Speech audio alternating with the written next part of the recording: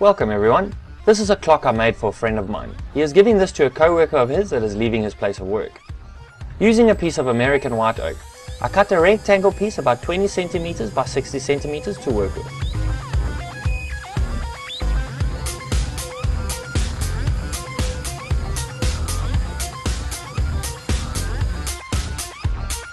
I've started with a 60-degree V-bit.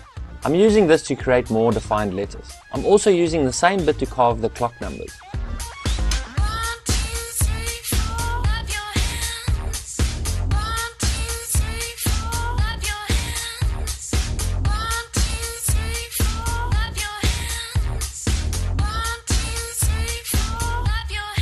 I change over to a PCB board engraving bit to do the really fine writing. This bit is not normally used for this kind of thing, but it works for me. At the end of the video I will show you how I make the engraving stand out a bit more.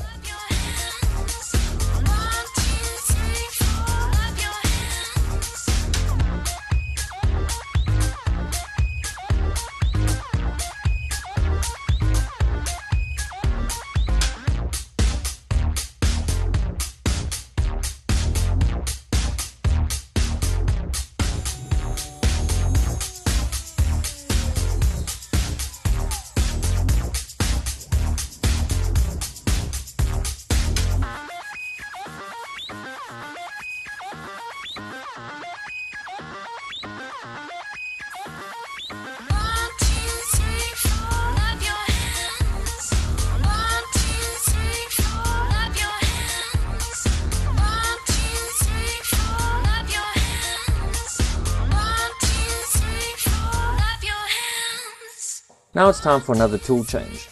I changed to an end mill to cut the outer profile of the clock. I made a mistake by doing a table 0 instead of a job 0. But it has not affected it too much, apart from the hole I have in my table.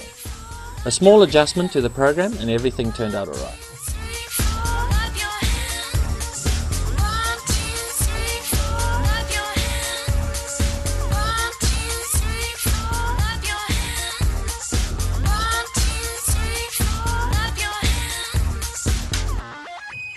I turn the clock over lying it face down. Using a standard end mill, I'm going to cut the pocket for the clock mechanism to fit into.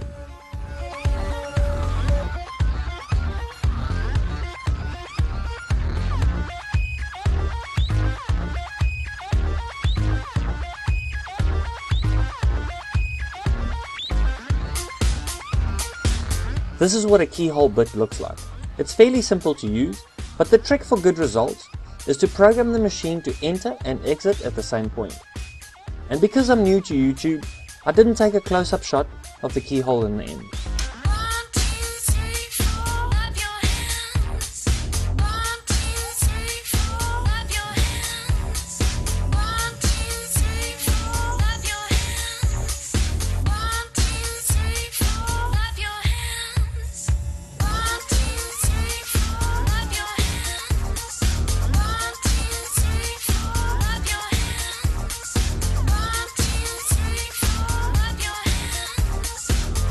Now I turn the clock over again. I mask the area that I don't want any wood filler to get into. I fill the writing with as much wood filler as I can, and once the wood filler is dry, I take it over to the belt sander and sand the face until all the excess is removed. You end up with a wood inlay effect. I hope you enjoyed watching this video, so please like, share and subscribe.